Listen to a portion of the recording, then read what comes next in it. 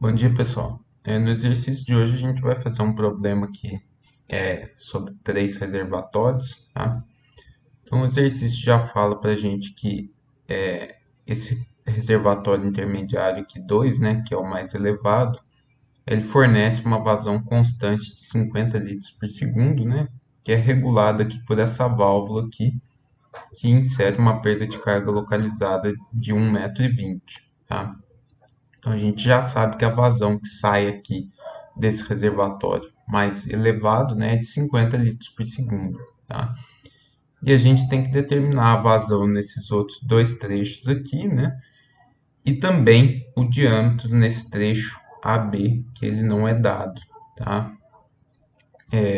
Bom, esse reservatório C aqui é óbvio, né, que ele só consegue receber água, né, tanto do reservatório D quanto do A, mas o reservatório A aqui ele pode receber do D ou então ajudar a abastecer o C, tá? Então, o sentido da vazão aqui nesse ponto a gente não conhece ainda, tá? Bom, com as informações que ele dá, né? A primeira coisa que a gente pode fazer aqui nesse exercício é calcular exatamente a carga pesométrica na junção B, tá? Fazendo isso, a gente já vai conhecer, né, saber qual que é o sentido de escoamento nesse trecho aqui, tá? Então, a gente já vai determinar qual que é a carga pesométrica aqui e verificar o que está acontecendo nesse trecho, tá? Então, a primeira coisa que a gente vai fazer, né, é aplicar a equação de Bernoulli do reservatório D até a nossa junção B, tá? Então, a gente vai ter aqui que a cota em ZD, né? É a única coisa que a gente tem da equação de Bernoulli no ponto D é igual. Aqui eu vou escrever HB, né? Como sendo a carga pesométrica. Então, cota mais carga de pressão, tá? A carga cinética a gente vai desprezar, tá? Mais a minha perda de carga distribuída, tá? E eu tenho também, né, mais a minha perda de carga localizada da válvula que está nesse trecho, tá? Então, substituindo os valores, né, eu tenho aqui que o meu ZD, né, ou a carga pesométrica, né, poderia escrever aqui também HD, né, a pressão aqui manometricamente seria zero, então a carga pesométrica é exatamente a carga de cota, tá? Então aqui eu tenho 10, né, é igual a carga pesométrica em B, que eu quero calcular, mais a perda de carga nesse trecho, tá? Ele dá aqui para a gente o fator de atrito, né? Diâmetro, comprimento, a gente consegue calcular. A vazão a gente sabe também, né? Então, 0,03 vezes o comprimento de 300 metros sobre o diâmetro de 0,3. Aqui eu vou colocar a vazão de 0,05 ao quadrado dividido pela área ao quadrado. Então, a área que a gente pode calcular em função do diâmetro, tá? E aqui, né, vai aparecer 1 sobre 2G, né? Então, aqui V ao quadrado sobre 2G, mais a minha perda de carga localizada, né, que ele fala aqui, que é de 1,2 metros, tá? Então, fazendo esses cálculos, né, a área que a gente consegue calcular em função desse diâmetro de 300 milímetros, eu tenho que a carga pesométrica em B ela é de 8,04 metros. Então, eu sei qual que é a carga pesométrica nesse ponto. Bom, se a gente for comparar, né, a carga dessa junção, né, óbvio, ela é mais alta do que esse ponto C, né, então a vazão aqui, ela segue, nesse sentido mesmo, né, Aqui, o nosso reservatório mais elevado, né? Ele só pode abastecer. E esse outro trecho aqui que a gente estava na dúvida, né? A gente não tinha como saber, né? Agora a gente sabe, tá? A junção aqui tem uma carga pesométrica de 8, né? E o nosso reservatório tem uma carga piezométrica de 9,5, tá? Então, como ele é mais alto, né, a água vai sempre do ponto de maior energia para o de menor, né? Então, ele vai de A para B, tá? O quanto que vem de vazão, né, a gente ainda não sabe, mas a gente sabe que o sentido é esse aqui, tá? Para a gente calcular aqui qual que é a vazão, né, a gente precisaria do diâmetro. Então, a gente não conhece ainda, né? Não consegue determinar qual que é a vazão, tá? Mas nesse outro trecho aqui, o trecho 3, né? A gente consegue já determinar a vazão, tá? A gente tem a carga piezométrica em B, a carga piezométrica em C, né? A gente consegue determinar a vazão verificando aqui a perda de carga, tá? Então, o nosso segundo passo aqui vai ser aplicar a equação de Bernoulli, entre B e C, tá? E aí, nesse caso aqui, né, no ponto B, a gente tem a carga pesométrica, né? Lembrando que a gente está desconsiderando a carga cinética, né? Que ela é próxima de zero. Isso vai ser igual à carga pesométrica em C, né? Que é só a cota do meu reservatório, mais a perda de carga distribuída nesse trecho também, tá? Aqui, a nossa cota em C é zero, né? Então, esse valor aqui também é zero. E a nossa carga piezométrica em B a gente acabou de calcular, tá? Então, a gente vai ter aqui que 8,04 é igual à perda de carga distribuída, né?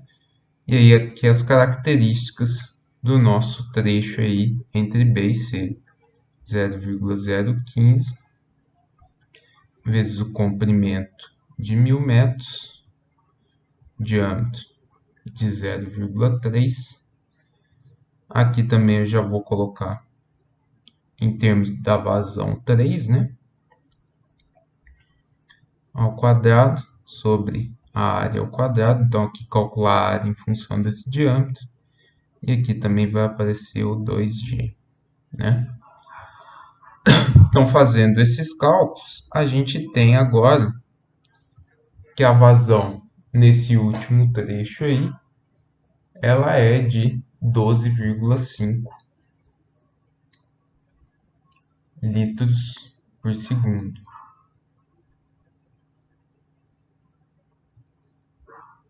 Desculpa, é 125,5 litros por segundo.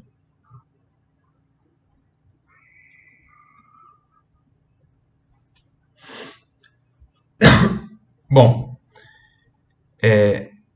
então agora a gente sabe, né, quanto de vazão está chegando aqui nesse trecho C.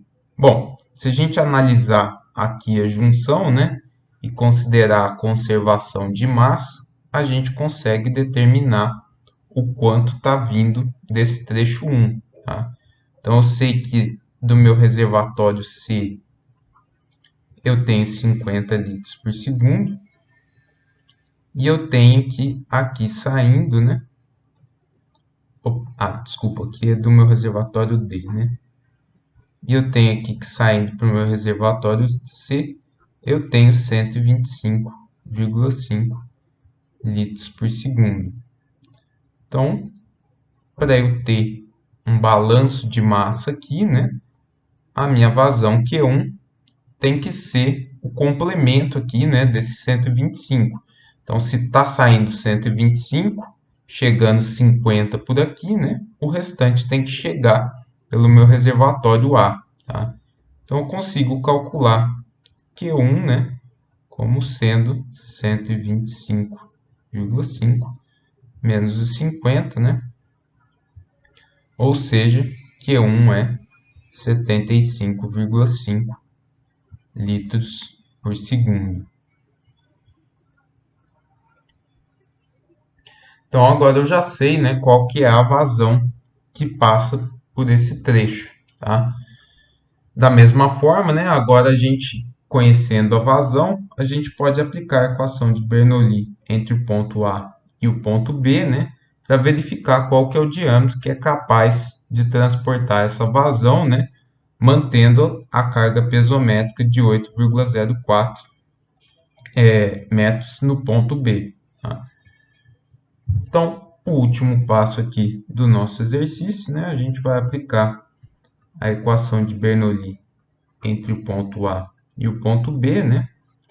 E aí a gente vai ter a carga pesométrica em A, que é ZA, é igual à carga pesométrica em B, mais de novo, né, a minha perda de carga distribuída, tá?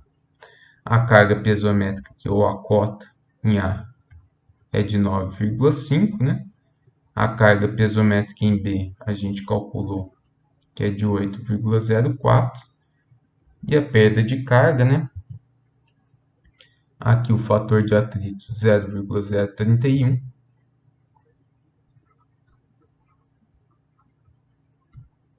vezes o comprimento de 240, o diâmetro, né, que, em 1, que é o que a gente quer definir, tá? A vazão a gente acabou de calcular de 75 litros por segundo, né, ao quadrado, sobre, aqui eu vou colocar a área em função já do diâmetro, né, que é o que a gente quer calcular.